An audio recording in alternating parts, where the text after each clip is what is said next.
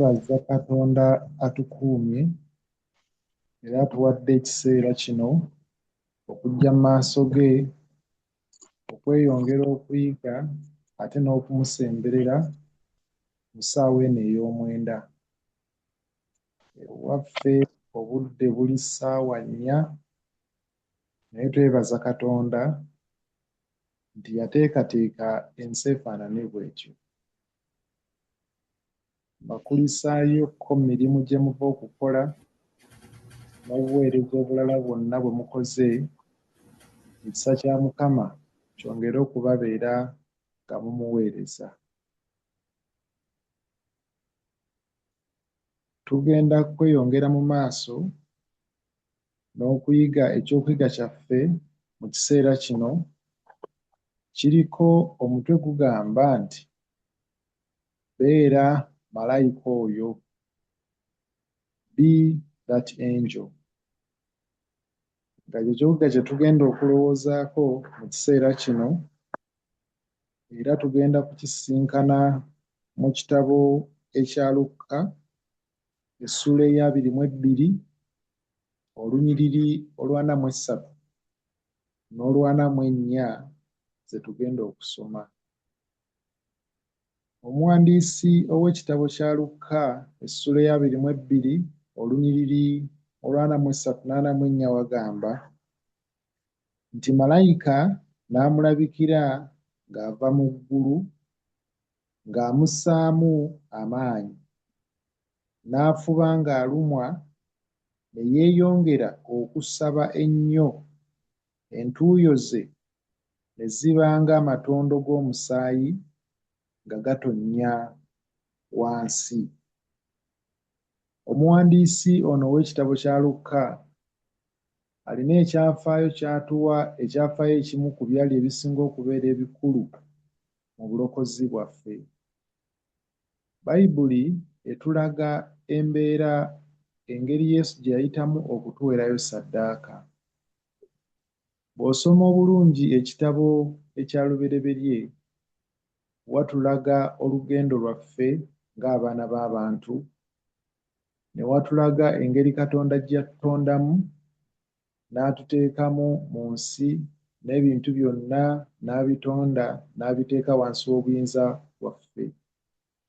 Era abazadde baffe abaasooka, amaka gaabwe agaasooka Katonda yagabawa nga gali mu lusuku Adeni, oba gaali mu nnimiro.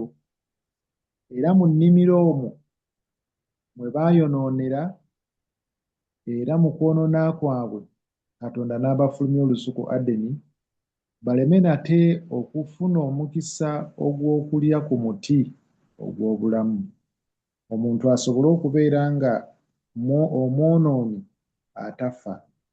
N'olwekyo Mukama n'abafulumya mu lusuku, era mu lusuku mwe twagwira. Bwe weetegereza okuyigiza kwa Bayibuli, ate ne Kristo Yesu bwe yajja mu nsi muno, obulokozi bwaffe obusinga okubeera obukulu n'amaanyi amangi yabikolera mu nnimiro, kubanga mu nnimiro abantu mwe baafulumira, ne Yesu Kristo yalina okudda era mu nnimiro, olusuku olw'e Gesusemaani. Mu lusuku olwo Mukama waffe Yesu Kristo n'atuwanguliramu omulundi omulala, nti newankubadde ng'ennimiro eri twagiremwa, naye mu lusuku luno olw'e Gesusemaani Yesu yakola kyonna ekisoboka okusobola okulaba nga atulwanira olutalo olwatulema, ku nkomerero asobole okutukomyawo ate atutuuse mu lusuku lwa Katonda olw'omu ggulu. Yesu Kristo ng'ali mu lusuku olwo olw'e Gesusemaani, ng'ali mu kusaba Katonda olw'ebyonoono byaffe n'olw'okusobola okuguma okuwaayo ssaddaaka, Bayibuli etulaga nti waaliwo ekiseera Yesu we yatuuka ng'amaanyi takyalina. Olugendo olw'okuwaayo ssaddaaka eri abaana b'abantu abayonoonye oba abaayonoona, Mukama waffe Yesu waliwo ekiseera we kyatuuka nga lumuzitooweredde, kubanga Bayibuli etugamba nti mu kiseera ekyo yatwala abamu ku bayigirizwa be basobole okubeera nga babeera wamu naye okumuzzaamu amaanyi era n'okusaba awamu naye. Naye Bayibuli etugamba nti abayigirizwa Yesu be yagenda nabo abasatu bwe baatuuka mu kifo we yabaleka, ye n'ayongera okwambuka aweeyo okusaba, abayigirizwa ba Mukama waffe Yesu bo baatuuka ekiseera ne beebaka. Ng'ate mu kiseera ekyo Mukama waffe Yesu yali abeetaaga nnyo, newankubadde nga ku mulundi guli y'abadde abazzaamu amaanyi, y'abadde abawa essuubi, naye mu kiseera kino yagenda okusisinkana abo b'alonzeemu okubeera nga basaba wamu naye, yasisinkana beebase. Mu lutalo olufaanana bwe lutyo olw'okuwaayo ssaddaaka eri Katonda abantu basobole okulokolebwa, Yesu amaanyi gaali gamuweddemu. Era Bayibuli etugamba nti mu kiseera ekifaananako bwe kityo ng'amaanyi gawedde mu Mukama waffe, malayika wa Katonda yajja. Olunyiriri lwa 43 lutugambye nti malayika wa Mukama n'amulabikira ng'ava mu ggulu ng'amuzzaamu amaanyi, n'afuba ng'alumwa ne yeeyongera okusaba ennyo, entuuyo ze ne ziba ng'amatondo g'omusaayi nga gatonnya wansi. Mu kyokuyiga kino tugamba nti beera malayika oyo. Ensi gye tulimu Mukama waffe Yesu Kristo mwe yatuleka, waliwo ebigambo bye yagamba era bye yayogera gye tuli nti mu nsi mulina ennaku naye mugume nze mpangudde. Ekimu ku bintu bye tusinga okusoomoozebwa leero y'embeera ey'obulamu etwetoolodde. Abantu mu kutambula kwabwe okw'obulamu obwa bulijjo balina bingi bye bayitamu. Abantu bali depressed, abantu bali stressed, abantu bamaliddwamu amaanyi mu ngeri ez'enjawulo. Abamu baliiriddwamu enkwe eri abantu ababali okumpi. Abantu abamu bafiiriddwa emirimu gyabwe ku lw'embeera ez'enjawulo. Leero bwe weetegereza ebyo ebigenda mu maaso mu nsi, Abakristaayo n'abatali, buli omu atambula mu nsi alina ky'ayitamu, ekinene oba ekitono. Abantu abamu banyigiriziddwa olw'endwadde ez'enjawulo ez'amaanyi, ezimu nga tezirina ddagala. Katonda waffe agezaako okutulaga mu byawandiikibwa bino nti era bwe tubisoma tusobole okufunamu ebyokuyiga ebiyinza okutuyamba okutambula olugendo luno olw'obulokozi bwaffe, ku nkomerero tulumalirize nga tuli bawanguzi. Nga tutambula wakati mu nsi efaanana bw'etyo, erimu ebinyigiriza, ebimalamu amaanyi, mu kyokuyiga kyaffe tugamba nti ogwana okubeera malayika oyo ayinza okulabikira eri abantu abaweddemu amaanyi, abatalina ssuubi, abatalina kye bazzaako, basobole okubeera nga basigala nga bawangula olugendo luno. Bakristaayo bannaffe, nga kitwetaagisa okuyimirira wamu nabo, kubanga abamu gye bali baali bakkiriza Mukama waffe naye baggwaamu amaanyi. Abakristaayo gye bali baali bakkiriza Mukama waffe naye nga ffe ffennyini be tusinza nabo twabamalamu amaanyi, era n'okusinza awamu n'okuweereza Katonda abamu ne babivaako.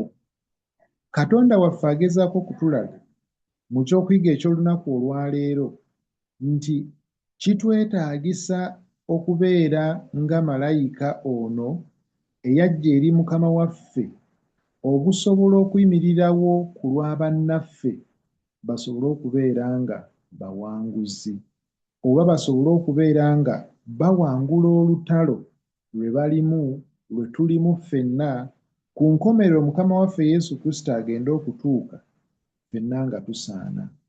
Ngeri ki gye tuyinza okuyimirirako bannaffe ne tusobola okubeera bamalayika baabwe abasobola okubazzaamu amaanyi ne basobola okusigala nga bafuba baleme okusuula essuubi lyabwe lye twafuna mu Mukama waffe Yesu. Nga tutambula mu lugendo lw'Ekikristaayo, buli omu ku ffe alina okuyimirirawo ku lwa munne. Y'ensonga lwaki tugamba nti beera malayika oyo. Bwe tubeera mikwano gya bannaffe, tubeere emikwano egya nnamaddala.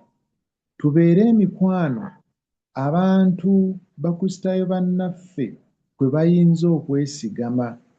Ensangi zino tuli mu mbeera ng'abantu b'oyinza okwesiga tebalabikawo, nga ne bw'ofuna ekizibu onoonya omuntu gw'oyinza okwesigamako nga taliiwo. Naye ng'Abakristaayo Mukama atugamba nti tugwana okubeera malayika oyo ayinza okulabika eri omuntu aweddemu amaanyi, aweddemu essuubi, oba oliawo nga n'okwetemula ayinza okuba agenda kwetemula, naye asigale ng'afuba amaanyi gamuddemu asobole okunyweza okukkiriza kwe. Olw'ekyo abantu tugwana okufuna abantu mikwano gyaffe abeesigika, omuntu atasobola kukulamula nga waali okuwuliriza era nga mweteefuteefu okuwa obuwanirizi n'ebyama byo ng'asobola okubikuuma. Leero tulina abantu nga tetwesigika newankubadde nga tuli Bakristaayo, nga ekitubeezaawo nga tuli judgmental, tetuwuliriza, tetuwa bannaffe sapooti emala, n'ebyama byabwe bye batutegeeza nga tetusobola kubikuuma. Naye Mukama waffe agezaako ng'Abakristaayo tubeere nga malayika eyalabikira Mukama waffe n'amuzzaamu amaanyi, era ne Yesu n'afuba okusobola okubeera ng'akkiriza ekikompe olw'okuwaayo ssaddaaka eri abaana b'abantu. N'olw'ensonga eyo Mukama waffe atugamba nti tubeere bamalayika eri Bakristaayo bannaffe, tusobole okubeera nga ffenna tuwangulira wamu. Tubeere nga weetuli okuwuliziganya. Leero abantu gye bali mu nsi, mu bitundu by'ensi eby'enjawulo, nammwe nga bwe mutambuddeko ne mugenda mu mawanga ag'enjawulo, otuuka mu kifo nga ne muntu munno, Mukristaayo munno gwe mubadde mu kkanisa emu, naye nga takyasobola kukwesiga ku lw'embeera gy'oyinza okubeera ng'amuyisaamu. Abantu abamu batutegeeza ebyo ebibakwatako, naye bwe tumala okubiwuliriza nga tubitegeeza abantu abalala be bitakwata nako, embeera y'obulamu bwa bannaffe ne tusobola okubeera nga tugyonoona. N'olwekyo Mukama akugamba beera malayika. Malayika yajja eri Kristo n'atafa ku biki Mukama waffe Yesu Kristo bye yayitamu. Yandiyinzizza okumugamba ofaaki n'abantu, baleke oddeyo mu bwakabaka obw'omu ggulu. Naye ekiruubirirwa n'ekigendererwa ekyamuleeta kumuzzaamu maanyi kusigala ng'agenda mu maaso.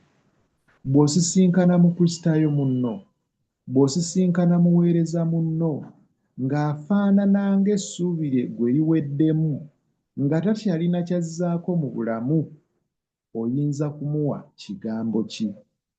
Eriyo abantu abamu bw'asisinkana omuntu yenna ng'aweereza nga waliwo ebimusobedde, oli amugamba ekigambo kimu nti ojja kukka, naffe bwe tutyo bwe twali. Embeera efaanana bw'etyo teyeetaaga mu bulamu bwa Kikristaayo, wabula buli omu ku ffe yeetaaga okubeera nga azzaamu Mukristaayo munne amaanyi. era tugwana okubeera emikwano egya nnamaddala. Omuwandiisi ono omu agamba, "Your true friend is the one who will never walk away in your life of need." Nti omukwano ogwa nnamaddala gwegwo ogutayinza kukwabulira mu biseera eby'obwetaavu. Waliwo we tubeera n'emikwano gyaffe, ne tubeera ne bakristaayo bannaffe, naye nga tubeera nabo mu biseera obulamu bwe buyinza okutambulira obulungi. Embeera embi bw'etuuka nga tubaabulira. Naye omukwano ogwa nnamaddala gwegwo ogutayinza kukwabulira ne bw'oba otuuse mu kiseera w'oyinza okubeera nga weetaaga obuyambi. Mukama waffe Yesu Kristo yali w'amaanyi mu biseera eby'emabega. Ne bwe yatuuka mu kiseera kino ng'agenda okuwaayo ssaddaaka eri abantu, yanafuwa. Malayika wa Katonda n'ajja n'amugamba nti, "Nedda Mukama waffe, wadde embeera efaanana bw'eti, osobola era okyayinza okugenda mu maaso." N'ebiseera ebimu ffe abantu, ffe bakristaayo bannaffe, abamu tubaagala mu mbeera nnungi.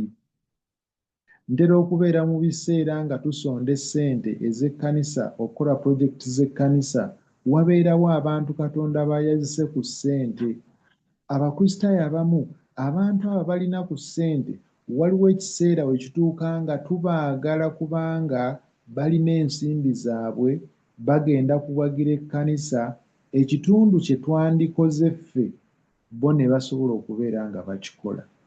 Naye ate essente singa zibakendeerako, abamu tetuddamu na kubawuliza.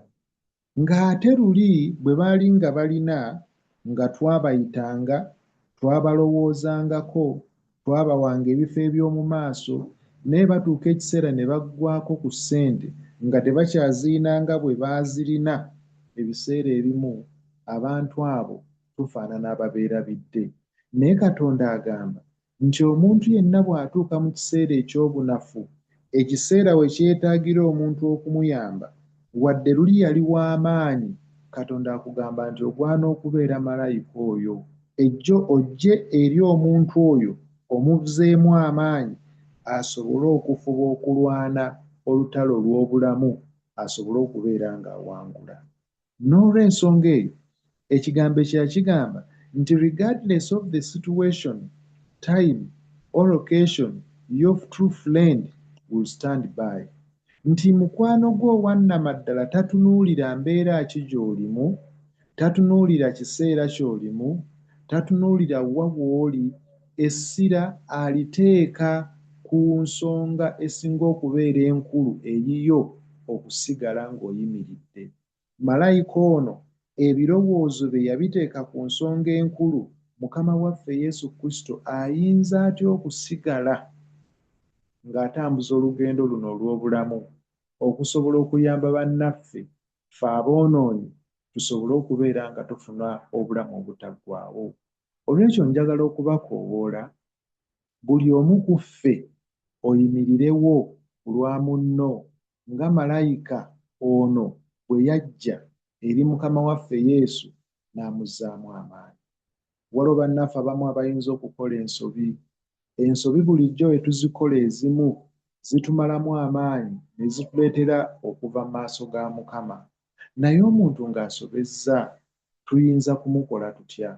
Ekigambo kya Mukama kigamba nti ogwana kubeera malayika oyo, oyambe omuntu oyo, mukristaayo munno, asobole okusigala ng'atambuza olugendo lw'obulamu.